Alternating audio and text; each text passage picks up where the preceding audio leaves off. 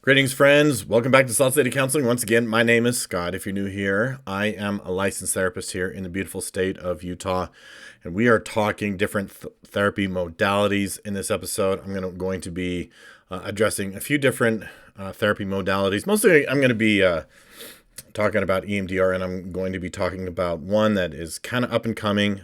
I think it's been around a while, but it's just gaining in popularity and it's getting a lot of attention.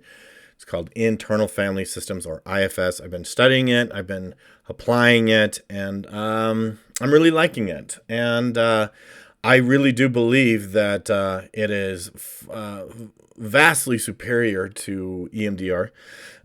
I'm not a fan of EMDR. EMDR the first time I heard of it was when I had just gotten out of graduate school in 2011. Early 2011 was when I had first heard of EMDR. And it's sort of been kind of the top dog for about a decade. And it has a lot of critics. It has a lot of opponents. And I am unapologetically one of them. I don't like EMDR. I dislike it. It has a lot of problems. There are a lot of problems with EMDR. And one of those problems is that the EMDR community of mental health professionals that use it refuse to acknowledge that it has problems. They refuse to admit that there are issues and those issues need to be addressed. And they just continue to hit the throttle, and it's a problem. It actually is a problem. EMDR presents with some ethical issues. EMDR has a way, way, way better reputation than it deserves. I mean, way better. Clients will often call me and they'll say, "Oh, do you do EMDR?" And I'm like, "No, I don't." And I openly tell them. I deliberately avoid it. I deliberately do other therapy modalities. It has problems. And they go, "Really?" And I go, "Yeah, it sure does." I'm going to get into that in this episode because, yes, EMDR is quite popular these days. And I'm hoping that one day we'll look at it as just a fad. I think the only reason it is that it's as popular as it is because it's a fad. I do. I just think it's trendy, and and really, I don't find it to be that effective. So a lot of people ask me, what don't you like about it? So I'm not going to give all the reasons. We don't have that much time. We probably do. I don't want to hash it all out. I'm just going to give you a few of the biggest problems. Number one, again, is that therapists that use EMDR are basically in a state of denial. It's almost like they're being deliberately in denial about the fact that there are big problems. I will talk about those big problems in a minute, but I try to have these conversations with them because I know a lot of them that do EMDR. They all want to do it. They all want to pay their $1,500 and get their certificate. And frankly, I think one of the reasons why EMDR is as popular as it is because I think a lot of therapists, and I'm just being honest, I mean, because they're human too. We are human too. But I think a lot of therapists pay their $1,500. They go to their seminar, they get their certificate, and they feel like they're part of a special club, and that they're part of the in group, and they're part of the cool kids. I think it's the ego thing. I really do. And so they just refuse to look at the problems. And when I bring these up, what I get are just blank stares. And they go, "Oh, I've never heard that." Well, I have many times. So the next biggest problem I find with EMDR is that it does not respect what I call the trauma threshold. Now, if people have really, really intense trauma, right, they have a threshold. And the closer you get to it in regards to examining it, talking about it, hashing out the details, revisiting that event, the closer you get to that, the more people have a tendency to go into a state of dissociation. They tend to fall into panic attacks. They might just blank out on you. And I've had it happen. I've had this happen in session before where they either have a panic attack, and trauma can come up fast, right? And it just kind of happens. And before you know it, you're like, whoa, because it can happen really fast. But EMDR is doing this on purpose. They're accessing these trauma memories on purpose because in their minds, they're helping them reprocess those events. And most people just end up being re-traumatized. In fact, I've heard this many, many times that EMDR is re-traumatizing people.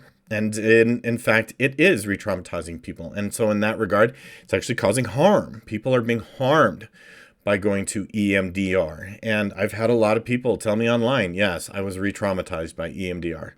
at best, they just don't get anything out of it. And feel free to chime in, by the way. Feel free to comment below if you have attended EMDR and you were re-traumatized by it.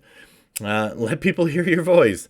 Speak up. I want to hear your experience. But I have heard this many times. These people, a lot of them, they end up in my office. Yeah, I went to EMDR. I was a failure. It did me zero good. I was re-traumatized. My life deteriorated. My relationships deteriorated. I couldn't sleep. My nightmares got worse. Blah, blah, blah. And so EMDR therapists are almost intentionally activating, right, these events or these memories. And people are going into full-on dissociative states or panic attacks. And you might be asking yourself, well, what is the therapist doing while this is happening, while they're having this breakdown in session? What a lot of them are doing are things like this. Watch my finger. Right? They're like, watch my finger. Right? And people will ask me, why do they do that?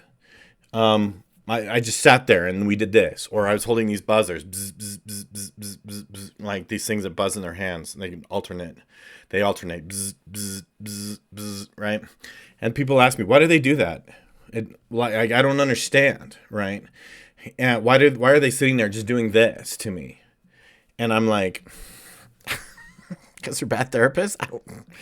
Don't ask me. I don't know. I don't do it. I refuse. I refuse to do. Come on, guys. What are we doing? It's not working. It's. I realize that it's supposed to work. You're not. And I'm speaking to these therapists that I'm so frustrated with. I know you explained it, and you think you explained it. They're not understanding. They're not connecting why you're doing this and why they're supposed to follow your finger. They're not getting it. They're not understanding why it's useful. Explain it better. This is the thing this is the driver of my crazy. Just drives me up the wall to try and talk to them, because they just be like, "What do you mean? I don't know what you're talking about. It's fine. It's fine. It works. It's great." No, it's not. But so those are just a few of the bigger gripes about EMDR. Now, let's talk about IFS, or internal family systems. So this is a true story, right? Well, like, I was doing a lot of my own work, my own shadow work, my own trying to be my own therapist successfully. By the way, I've learned to be kind of my own therapist, doing shadow work.